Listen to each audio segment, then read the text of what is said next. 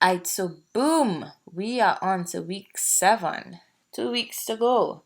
I don't know about you all, but this term is taking really long to finish. And it's not because I don't love you all and I don't love doing work with you all, but I am just fed up of teaching online and I cannot wait to be back in class, jumping and skipping around in the Vapa building. But anyway, we are nearly there, nearly to week 9, and this week, because your last 2 weeks you've had quite heavy homework, took a lot of brain power, a lot of effort, and I just want to say how much I appreciate the effort. I don't think you'll understand exactly how heartwarming it has been for me, especially in the last 2 weeks, seeing your ideas come together in your sketches and mood boards and drawings and concepts and all these things. And everybody has just been putting in such great effort and doing such a fantastic job. And it really, really warms my heart because I try so hard to make these classes interesting for you guys and try so hard to get you to be able to do things that are creative in the assignments. So to see just these fantastic submissions is just love it, loving it. Thank you everybody for putting in your effort, and I just want to encourage you all to keep on going ahead. I am waffling right now. Anyway, so my point was because you've had such a kind of strenuous 2 weeks in terms of the homework.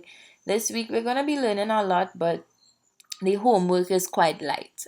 Just as we wind down to the end of the term, just giving you all a little bit of a ease up because next week the homework is pressure.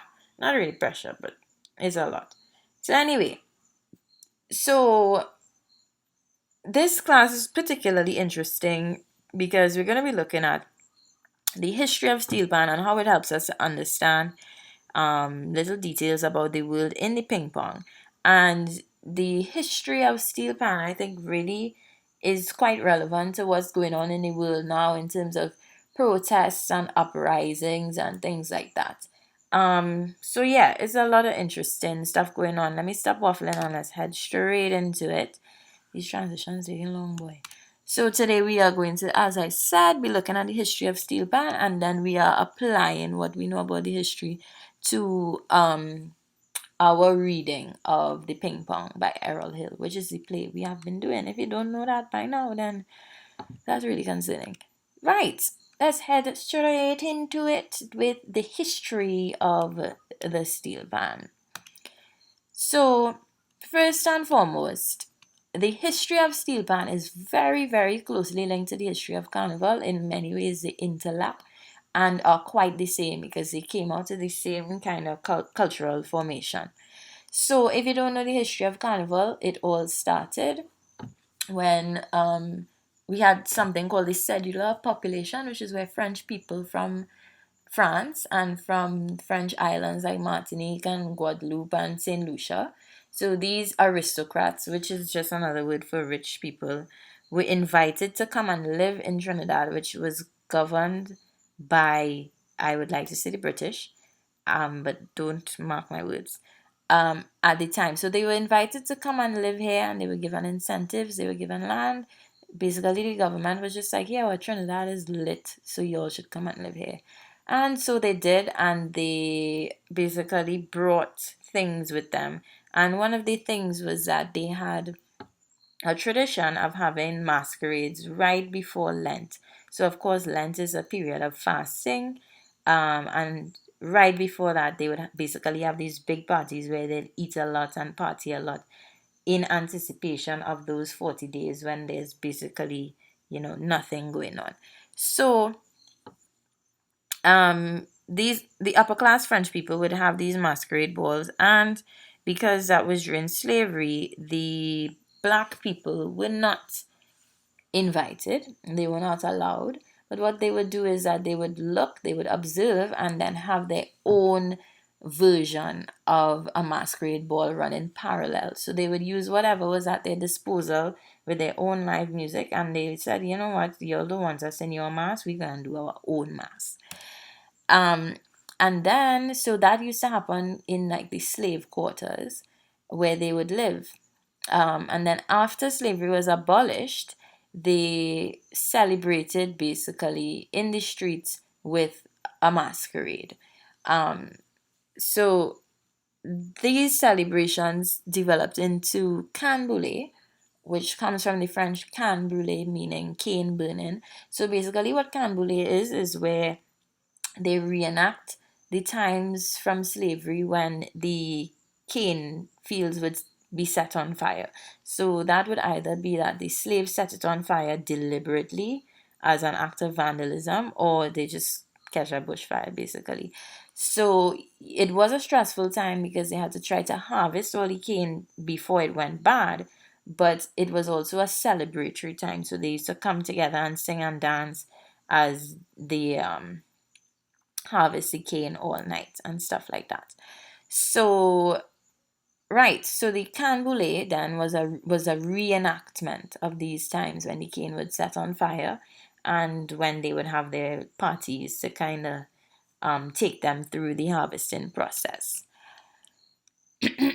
So then, um, after slavery was abolished, now the people who were previously enslaved, they would have obviously had to move out of the plantations, and they moved into the city. And they moved into these very crowded, dirty living quarters called barracks in the city. So of course they lived very. If you think about how sea lots is, that's basically how barrack yards were. Your wall is your neighbor wall kind of thing. And because they lived very closely together, and it was basically just all of these black people moving from slavery into this urban situation. Now they all shared a very strong sense of community, because they had all been, if not personally, then their parents had been through the horrors of being enslaved. So they had the same kinds of sentiments about um, the people who enslaved them, and about their current conditions as well. So they moved into these barrack yards where basically there was a lot going on. And we're going to look at that a little bit now.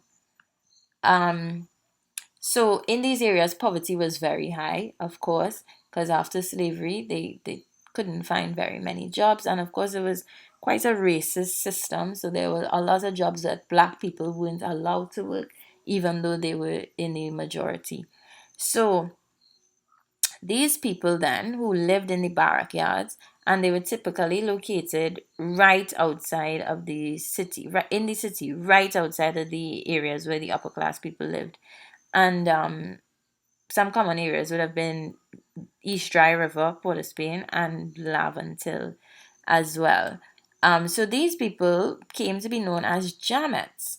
And this term specifically in this context then comes from the French word diametre, which basically means the line. If you think about the word diameter or diameter, is a line demarcating something. So the diametre then is indicates a level of respectability, of civility, of humanness almost. So they use the word to suggest then that these people were below that level. And also because a lot of them lived behind the bridge, which is the bridge that goes over East Dry River in Port of Spain. The bridge was also kind of looked at as the marker, like the starting point between civilization and uncivilization. So anyway, so these people who lived in these areas became called Jamets, and they were considered then by the upper class people to be the lowest of the low members in society. So how does this map onto Steelpan then? In these barrackyards, they continued the traditional canboulay, and for them it was very important because during slavery they had many aspects of themselves stripped away. They were not allowed to practice their own culture. They were not allowed to speak their own languages. They weren't allowed to practice their own religions, things like that. Basically all aspects of blackness were then taken away, stripped away from them. So things like canboulay were their ways of holding on to their identity, what they know before they came to the Caribbean. And also for them, it was an opportunity to just really terrorize the people who had enslaved them. So what they would do is they would go out onto the streets and revel and scream and shout and whine and dance and take off their clothes and do all the kinds of things that would upset the upper class white people. And of course, the upper class hated it very much because it was not in their favor. It was deliberately against them and against the things that they had done during slavery.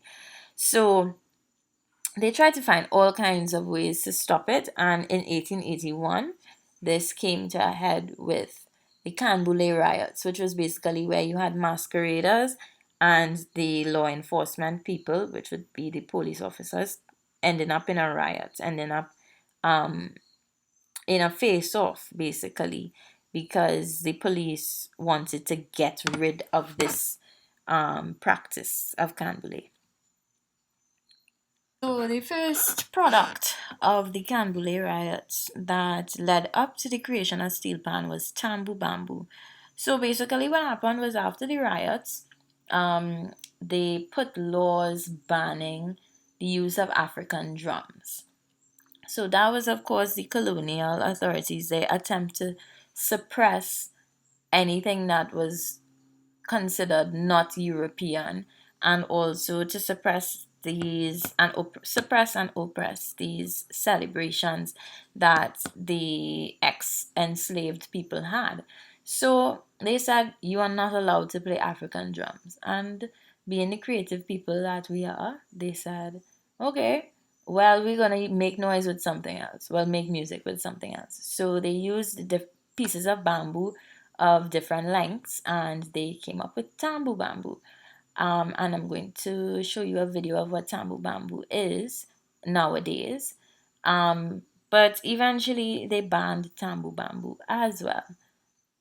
So, looking at what happened after that is exactly how we get the direct creation of the steel pan. So let's look at a video of how Tambu Bamboo operates.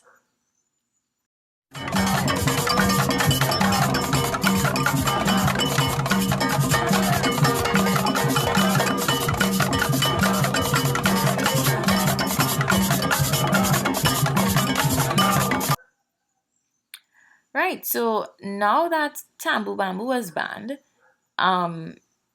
so as I said, it survived for a little while and they said, nah, y'all can't do that either. So instead, they started using just about anything they could find to make music. So that was anything from garbage, the lid of the garbage can, paint cans, frying cans, graters, combs, anything, literally anything they could find, they used to make music. And then what happened was that they also had like competitions between one another to see what object they could find to make the most noise and what could also give the best rhythm and the best melody and things like that. So from taking these metal objects then and taking, you might think of like a broomstick or something, and hitting it so often, they would find that sometimes they would create like little indentations in the steel. And when they did that, they realized that the sound coming out of it was different, that you would get a lower sound from bigger indentations and a higher sound from smaller indentations.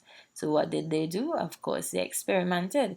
So we're going to look at a video now of one of the first inventors of steel pan. His name is Elie Manette, and he was talking about how some of the first steel pans came about. So let's take a watch.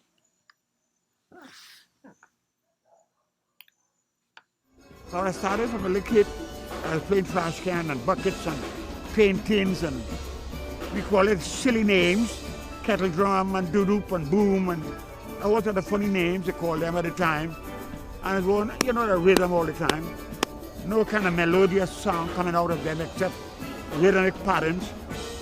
And from 1935, 1937, 38, around 1938 I came into the picture, 37, 38. Because I saw some older guys playing the trash cans, and I was very intrigued with it all day. So I I left school and I went on my father's backyard and I got one of the little trash cans and I started to beat on it. And by beating on it, I could observe I'm getting some of the same kind of rhythm as the other band was getting up the road. And by continuing this today now, all the bands around Port of Spain begin to play trash cans. Trash can. And one gentleman, I understand, I was not there, but I learned, and I always support that statement that a guy by the name of Winston Simon is the first person that plays melody that comes from one of those cans. It was not what we have today, but was smaller, but he was playing a distinct melody. And the drums at the time was convex. What we have today is a basin. You know, the surface of the drum is a basin.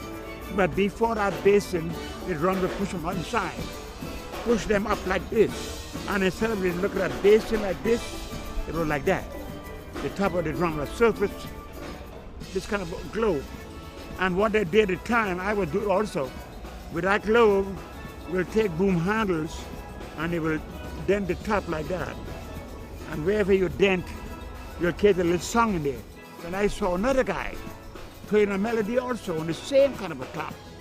And it was driving me crazy because they were getting the melody and I couldn't get it. So I said, how come they could get a melody on those convex and I can't do it? I get it in all kind of crazy way. So I decided, you know what? I'm going to sink the drum. And instead of putting a convex and a little dimple, I put a concave with a hump. So the concave, when they push the hump up, you could hit on the hump and control it. So I did that in 1941. And So, after that now, so they continued with this tradition of making noise with different things, and that's how they also started what we call now a rhythm section, using just about any piece of iron, any stick, bottle and spoon, that kind of thing. So then World War II came around and they banned carnival altogether. So this sounds horrible, but actually during this time what happened was that they took this time because they didn't have any masquerades going on, they didn't have carnival to prepare for. They took this time and experimented. So of course we're talking about the lower class people, especially in these slums in Port of Spain. They experimented with the instruments and what kinds of sounds they could make with it. So it started off with them using biscuit pans, paint buckets, frying pans, smaller things. And then, because Trinidad is an oil country, they would have been able to find the discarded oil drums. I should have put a picture of oil drums. So the big containers that used to hold oil in. So they moved from small steel to big containers like that. And that is how we ended up with what we know as the Steelpan today. They took those big oil containers and basically made indentations in them, carved out the notes, and boom, shot. So the creation of the Steelpan is a lot of experimentation with just fellas trying to figure out how to make a different sound with this thing. And so most of this was going on during World War II when the world was kind of on pause as it is now during this pandemic. And then when the war was over, so this was their chance now to kind of debut, to premiere this instrument that they had been working on for those years of the war. And they took it to the streets and many people loved it. Many people also did not. But that was basically the debut of Steelpan. So now that we've looked at the history of how Steelpan came about, just a little recap. So we had Carnival in Trinidad. The black people came up with Canboulay, which was their version of Carnival, which was then banned. After the Canboulay riots, they banned African drumming instead. The ex-enslaved people used bamboo and came up with Tambu Bamboo as their new form of music. That was banned as well. And then they started using any old steel piece of anything to make noise, and eventually they experimented and discovered how to put notes in it. So now we're just going to look at a general just a general context of the kind of world that the characters in the ping pong were living in. This picture here, this person is actually Ellie Manette, the man who we just watched in the interview.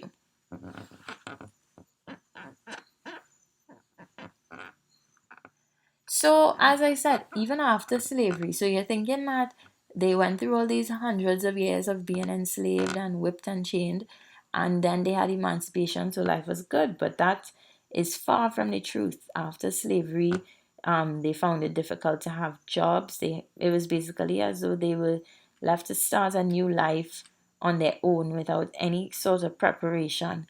So life was really, really, really very hard. There was a lot of poverty, very few opportunities for anything, any sort of success to happen. And of course, they generally did not have any education. So, especially for black people, life was very hard. Um, and because the young men were less likely to go to school, if they went to school at all, they basically had nothing to do and nowhere to go. They had no job, they had no school to go to. So they just had a lot of, I guess you'd say, free time, idle time on their hands. And in experimenting with these sounds and these instruments, then they found something to do. They found something to channel their energies into. So of course, it was something very important for them because, of course, that's like the most important part of their life. That's where they're spending all their time trying to get an instrument out of these old pieces of metal. Um, so what happened was that each community then developed their own band, and the community members were very loyal. So as I said, they lived in these very close, squalid conditions, and that would automatically make people sentimentally, physically, emotionally close to each other. And of course, they all share this same history as well, and the same experience of being black people in the colonial country. So each community then got their own band, and the community members took it very seriously, and this was a really big part of their identity. However, if we also consider that crime and poverty go hand in hand, and so does violence, um, there came to be a lot of violence associated because the different communities would war with each other. So it wouldn't just be playing music, but they also came out to sort of battle with each other. So if you think about Muslim and Rasta City and all these gangs and things like that, sort of where it started off. It's quite unfortunate, but the bands also took up names that reflected war. So remember, this was after World War II and it was really gaining popularity. So some of the bands that still exist now, bands like Renegades, which is now BP Renegades, Invaders, Desperados, things like that. So it's really this mindset, this kind of war mindset. And a lot of them would have lived through World War One and Two. But particularly after World War Two is when the Steelpan really started booming. No pun intended. Um, so the steel bandsmen, as in going along with the previous point about the bands adopting names that had to do with war, the steel bandsmen were considered to be like soldiers. They were the tough guys in the community, and their whole purpose in life was to play pan and defend the community and protect it. And the captain of the band in the ping pong, this would be Totoi, was the toughest tough guy in the community. So that would be somebody who they could look up to, somebody who could command a crowd, somebody who could make decisions, somebody who could help out their community a lot. So that is who the captain of the band would have been. And during this time as well, Steelpan was looked down upon by the upper class as a black people thing, as a ghetto thing, as a lower class thing. So they really did not respect it at all, and they didn't pay it any mind. And also part of that, because there was a lot of violence associated with the bands, it was considered to be inappropriate for women to be a part of that. So it was just seen as an environment that was too rough for a woman. But eventually it became part of the culture when the authorities realized that this is a beautiful instrument that they've been experimenting to make.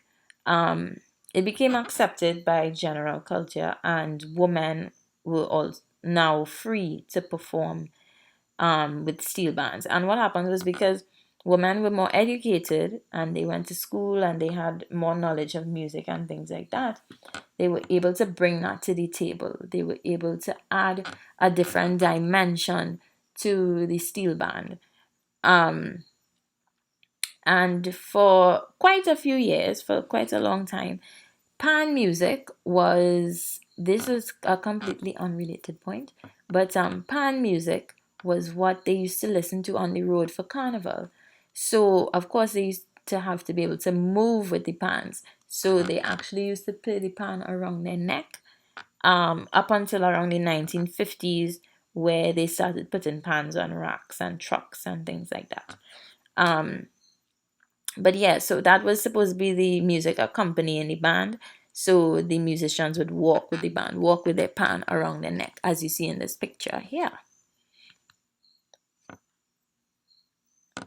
So now let's look at this context specifically in some examples in the ping pong. So a few weeks ago, I asked you all to look at the significance of the title, and of course you all didn't. But the ping pong itself was a small pan that started off as a biscuit tin, and initially it only had 4 notes. So I guess you could imagine how it would go ping pong, ping pong, ping pong, however you play it. And I think that's where the name would have come from. So originally it had 4 notes, but of course there was a lot of experimentation going on. So eventually, they got it to have more than 4.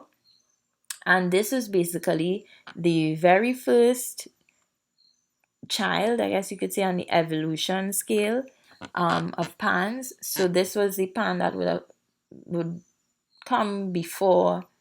So you think of it like cars and models.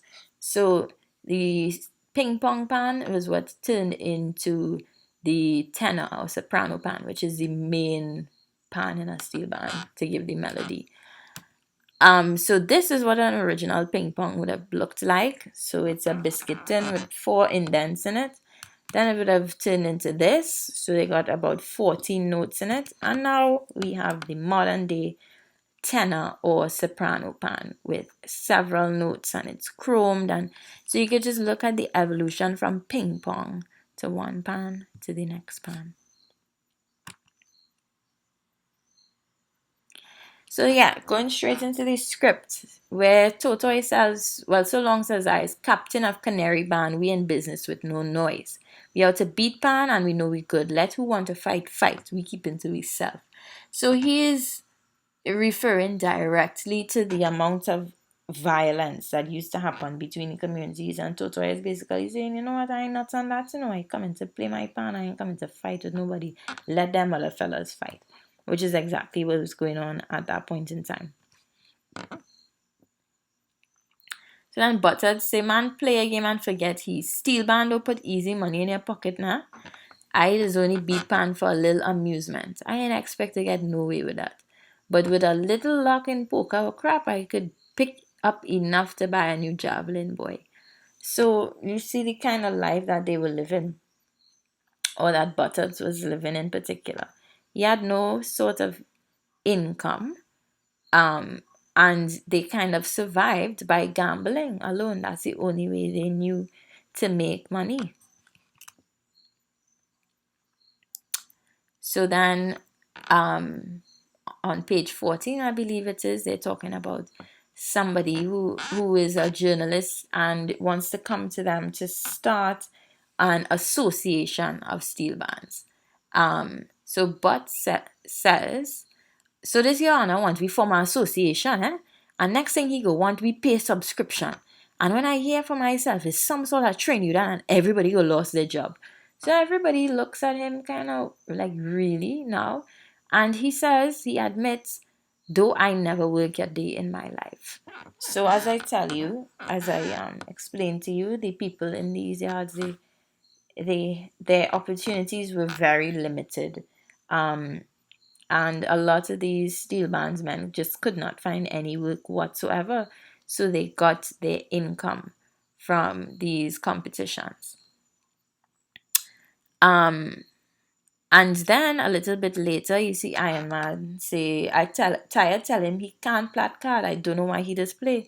And Bud says, so how I go live? So as we see, the gambling is really his main or only source of income. And it's real desperation that has to get you to that point.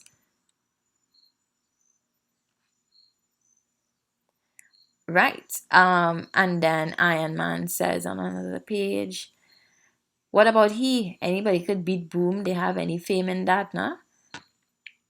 So Boom is actually um a biscuit, another type of biscuit tin pan. Um yeah, that's about it. Boom is the next kind of pan, as just as Ping Pong is the next kind of pan. Right, down to the end now. So the homework, easy homework this week, what I'd like you to do. And my hint is to go on your Wikipedia and look at the road march winners throughout the years. But I would like you to find 5 songs that would have been played at Carnival in the 1950s or 60s. And what was I going to say? I can't remember. Yeah, so these should ideally be 5 calypso songs. That would have been played in Carnival itself. One thing that I just want to go back very quickly to talk about is the fact that this steel pan then came out of riots, came out of people putting down their foot and wanting to fight for what belongs to them, to fight for their identity, to fight for what is theirs, and to claim a space and make a space and just, express their own freedom to be. And that is really what's going on a lot now in the world, in terms of people protesting and stuff. And another important thing to understand is that these Spaniards were, for many people, the only thing happening in their life. They had nowhere else to be, they had nothing else to do. So being in the Spaniard was very important to them. It was the only thing that they did. So of course there's also a very strong sense of community and family in that as well. So all these things, that's just me rambling on about how important it is to understand the context of where your characters are situated. That's about it. Thank you for listening. I hope this was interesting for you. You know the normal thing. Message me, email me if you have any questions whatsoever. And I cannot wait to see your playlist for homework this week. I feel like I'm forgetting to say something, but it can't be that important. Over and out. Bye, ladies.